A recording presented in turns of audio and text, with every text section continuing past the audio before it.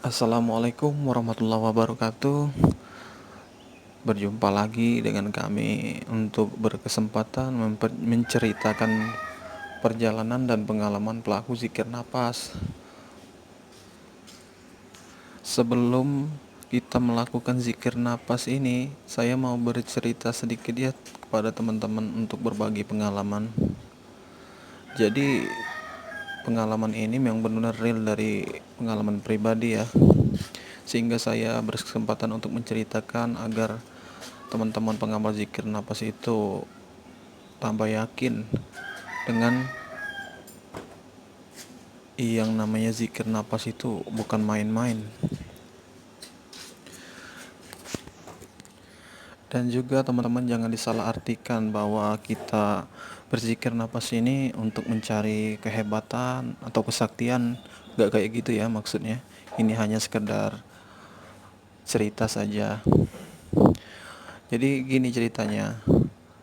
Saya pada saat itu lagi ngobrol sama kakak angkat saya lah, bilang kayak gitu.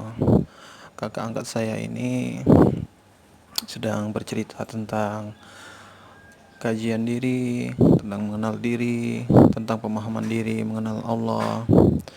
Jadi saya tuh sangat senang dengerin kayak gitu kan, terinspirasi dan juga kayak hati ini tersedot untuk mendalami dan memahami apa itu zikir napas. Ya, singkat cerita, kami bercerita begitu, tiba-tiba teman yang tiba-tiba datang berkunjung ke tempat kakak angkat saya ini atau abang angkat saya ini. Tiba-tiba dia bercerita, yuk temani saya aja yuk. Saya mau ke tempat orang pintar yang katanya sakti di sana. Lah buat apa? Kita bilang kayak gitu kan. Ya saya ada urusan rumah tangga kalau nggak salah pada saat itu. Masalah urusan rumah tangga, ingin berobat ke sana. Jadi berundinglah kami dengan kakak tingkat saya.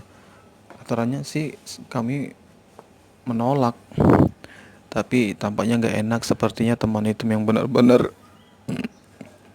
ingin benar-benar mau ditemenin, kan nggak enak kalau sendirian ke sana.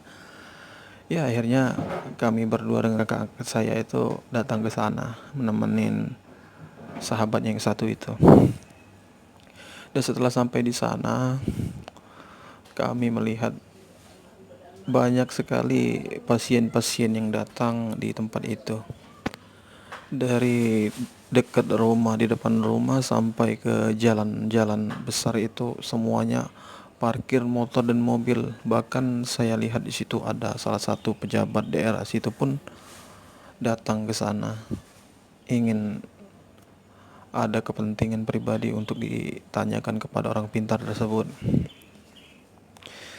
Ya, jadi singkat waktu kami berbicara bincang-bincang itu sambil nunggu antrian yang panjang, ya lumayan panjang kan. Jadi setelah lumayan lama itu menunggu antrian pasien itu, tiba-tiba lah pas giliran kami. Jadi pas giliran kami masuk itu, sahabat yang satu ini tampaknya mengurungkan niatnya untuk menanyakan sesuatu atau berobat kepada orang pintar tersebut. Ya jadi kami bingung lah, merasa gak enak kan. Di ujung-ujungnya karena merasa gak enak, udah antri lama, yang teman tadi gak jadi berobat. Jadi timbullah pemikiran, oleh karena rasa gak enak tadi, teman saya atau kakak angkat saya ini tiba-tiba ingin berobat kepada seorang yang kita anggap orang pintar tersebut. Setelah giliran datang, giliran antri, pas giliran kami, kemudian orang pintar itu bertanya kepada kami, siapa yang mau berobat? Oh saya pak, ada perlu apa? Gini pak, kok saya ini, badan saya ini sering sekali tiba-tiba lemas, lesu kayak gitu. Terus orang pintar ini berkata, katanya, oh itu biasa, itu adanya ketempelan, dia bilang biasa yang kayak gitu kan. Terus tiba-tiba si orang pintar tersebut menanyakan kepada dia, coba lihat tangan kamu sini. Jadi kakak angkat saya ini tiba-tiba langsung mengeluarkan tangannya. Coba saya lihat telapak tangan kamu. Siapa namanya? Disebutkanlah namanya. Setelah dilihat telapak tangannya itu sambil mengucapkan nama kakak angkat saya tersebut itu, tiba-tiba hal aneh terjadi tanpa di luar akal kita, teman-teman. Jadi setelah kakak angkat saya itu memberikan telapak tangannya kepada orang pintar tersebut, sembari dia menanyakan nama siapa namanya, disebutkanlah namanya oleh kakak angkat saya itu. Setelah diucapkan namanya sambil mengusap-usap telapak tangannya, tiba-tiba orang pintar tersebut berteriak histeris seperti ketakutan, berteriak sampai berteriak kayak gini, dia bilang sambil melemparkan tangan telapak tangan kakak angkat saya itu sambil bilang dahsyat. Pas bilang terjadi dahsyat itu, sembari dia bilang dahsyat gitu, tiba-tiba kerisnya itu langsung terjatuh semua. Orang pintar itu pun sampai muntah darah, sampai lemas tak berdaya. Jadi kami pada saat itu bingung, dan orang-orang pun udah keluar semua ketakutan. Udah pada saat itu kita bingung mau gimana ini. Ya akhirnya karena kita merasa nggak enak, jadi kita angkat orang pintar tersebut ke tempat yang lebih enak, dia sandaran di kursi itu.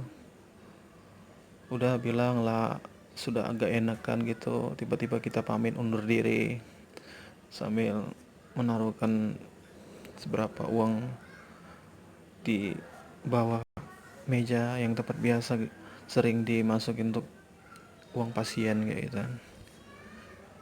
Ya akhirnya kami pun pulang. Setelah kami pulang tuh bercerita, kak kok bisa kayak gitu, kok bisa situ. Ya saya juga nggak tahu, katanya dek itulah memang sudah kehendak Allah, dia bilang kayak gitu. Karena pada saat itu saya nggak ada niat yang aneh-aneh. Ya dari situ saya berpikir, kakek ini kan seorang perzikir napas. Dia bilang bahwa kekuatan kesaktian itu tidak ada apa-apanya antara kita dengan yang terpenting itu kita mengenal diri, mengenal Allah. Jangan juga kita merasa sombong atau merasa hebat. Dia bilang kayak gitu kan. Ya akhirnya saya tertarik dan sangat ingin melakukan perjalanan yang namanya zikir nafas itu dulu ya. Cerita saya dulu, semakin yakin saya kalau memang benar-benar kita dalam keadaan sadar, dalam keadaan mengingat Allah itu, dalam keadaan apapun harus tetap ingat. Jadi kalau ada yang aneh-aneh atau aura-aura negatif, ya insya Allah lah, yang namanya kekuatan jin, kekuatan setan, atau apapun itu terhindar dengan sendirinya. Karena seorang pezikir napas ini frekuensinya beda ya teman-teman, dengan energi-energi yang lain negatif. Jadi walaupun kita nggak ngapa-ngapain atau nggak niat untuk niat jajal orang sakti kayak gitu, kita kan nggak niat, tapi yang namanya gesekan energi ini dia bergesek kan. Nah itu yang membuat kadang tanpa kita sadari tiba-tiba kejadian hal aneh seperti itu ya. Jadi itulah teman-teman, audio kita hari ini untuk pengalaman saja, bukan berarti kita ria atau sombong untuk memamerkan kesaktian, enggak, itu untuk pengalaman saja. Bahwa yang dipelajarin ilmu zikir apa sini enggak main-main. Jadi istilahnya tuh kita tuh benar-benar terhubung dengan sang pencipta, bukannya merasa kita hebat atau merasa sakti, enggak ya. Karena kita belajar kaji di sini malah sebaliknya, kok bisa kayak gitu. Oh artinya ada yang lebih tinggi dari ilmu, ada yang lebih tinggi dari kesaktian. Apa itu? Iya, yang punya ilmu itu tadi, yang maha pencipta tadi, atau kita ya, sebagai orang Islam sebutnya Allah itu tadi. Karena setiap detik, setiap napas, setiap tarikan napas kita selalu mengingatnya. Itulah yang dibilang sholat sejati atau sholat yang tidak ada putusnya. 20 jam selalu ingat Allah. Baik teman-teman, cerita audio hari ini sampai di sini dulu. Apabila kata-kata saya ada yang salah atau kaku dalam memberikan informasi atau cerita ini, mohon dimaklumi ya teman-teman.